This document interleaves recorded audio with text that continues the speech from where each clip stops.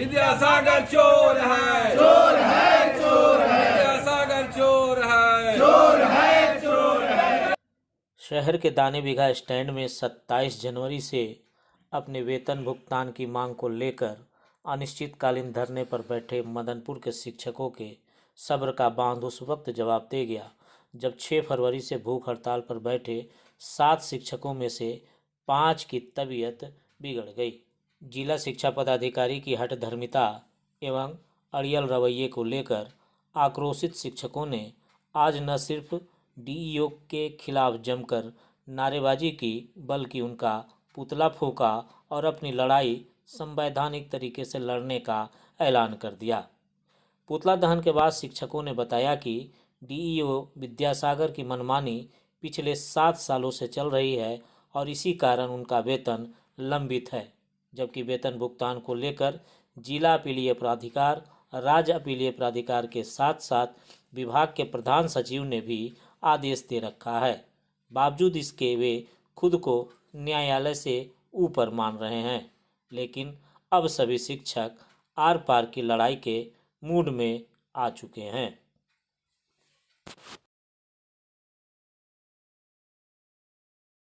ये मामला है 7 वर्षों का वेतन का सर। हम लोग 7 वर्षों से काम कर रहे हैं और जब भी वेतन की मांग की जाती है तो वेतन न देते हैं, हम लोग को सिर्फ काम कराते हैं।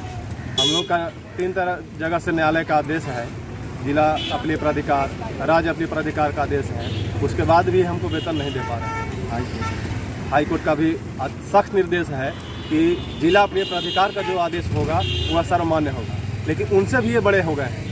उसके बाद प्रधान सचिव का लेटर है कि स्पष्ट जो काम किया उनको वेतन मिलना चाहिए।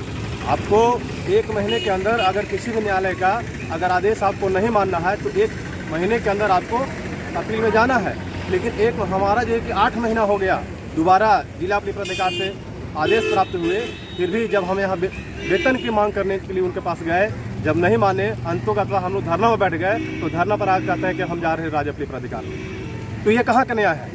हमारे पास ये कि जल्दी वार्ता के लिए चिट्ठी उन्होंने भेजा कि आपको वेतन देने में हमें वैधानिक कठिनाई है। तो क्या वैधानिक कठिनाई है? अगर हम ये कहना चाह रहे हैं कि जिला अपीलीय प्राधिकार का जो गठन हुआ है वह अगर वैधानिक संस्था नहीं है तो फिर सरकार उसको क्यों चला रही है?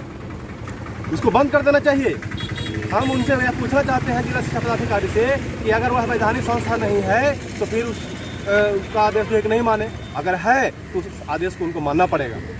बस इसी कारण, रोष के कारण आज हम लोग का 6ठा दिन 27/1 से अनिश्चितकालीन धरना प्रदर्शन था और 6/2 से आज 6ठा दिन है जो आज हम लोग का भूख हड़ताल है और अभी तक हम लोग कोई वार्ता करने के लिए नहीं आ पाए हैं जो ठोस बात हो सके। इस आक्रोश में आज हमने जिला शिक्षा पदाधिकारी का पुतला दहन का काम किया। उसके बाद अगले दिन से हम लोग भिक्षाटन का काम करेंगे भी, उससे भी नहीं हुआ तो हम लोग ये कि आपको उनके शव यात्रा भी निकालेंगे।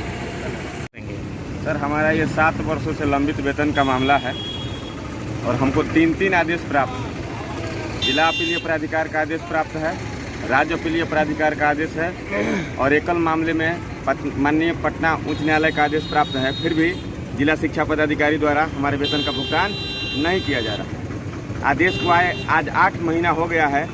हमें 9 तारीख को अपने पत्रांक 242 के द्वारा यह सूचित किए हैं कि आपके वेतन भुगतान में हमको वैधानिक कठिनाई है। हम ये समझना चाहते हैं कि 3 न्यायाधीश के बावजूद भी जिला शिक्षा पदाधिकारी जैसे आदमी को हमारे वेतन देने में कौन सी कठिनाई है, जब इनको 3 गो न्यायाधीश प्राप्त है। ये अपने आप को न्यायपालिका से ऊपर अपने आप को मांग रहे हैं और अब सिस्टम के विरुद्ध काम कर रहे हैं। प्रधान सचिव शिक्षा विभाग पटना और डायरेक्टर की चिट्ठी है कि आप किसी के वेतन कार्य के बदले में वेतन देना उसका नैसर्गिक अधिकार है।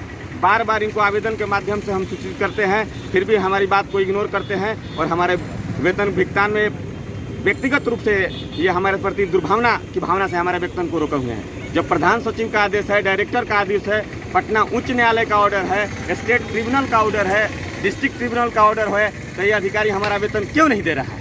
आप इनसे पूछिए कि क्या हमारा वेतन रोकने का इनको अधिकार है? ये हमारा फंडामेंटल राइट का उल्लंघन कर रहे हैं और न्यायिक आदेश का मखौल उड़ा रहे हैं। ऐसे अधिकारी पूरे शिक्षा व्यवस्था के लिए कलंक है।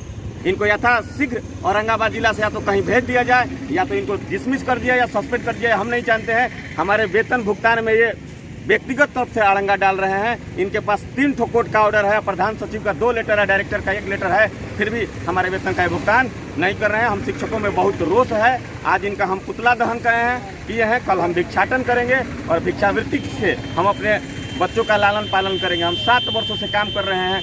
ये अपने यत्र तत्र स्टेटमेंट में कह देते हैं कि आप फर्जी हैं, आपका डॉक्यूमेंट फर्जी है।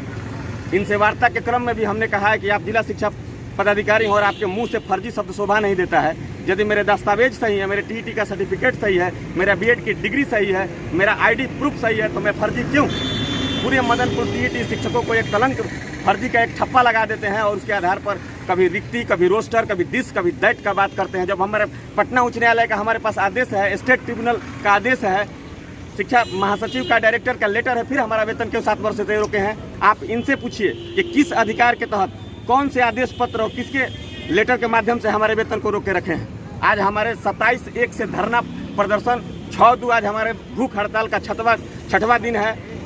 मेरे 5 शिक्षक अस्पताल में चले गए, कल एक का ऑक्सीजन चढ़ा है। ये व्यक्ति हमसे मिलने के लिए एक दिन नहीं आया।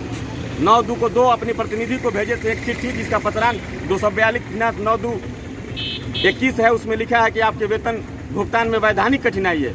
हम लोग इतने पढ़े लिख कर हमको समझ नहीं आते हैं कि 3 कोर्ट के आदेश के बावजूद भी और डायरेक्टर की 3 चिट्ठी के बावजूद भी, मानवाधिकार आयोग के आदेश के बावजूद भी कार्य के बदले में वेतन देने में कौन सी वैधानिक कठिनाई होती है? इस अधिकारी की इस बात को हमें नहीं समझ में आ रहा है।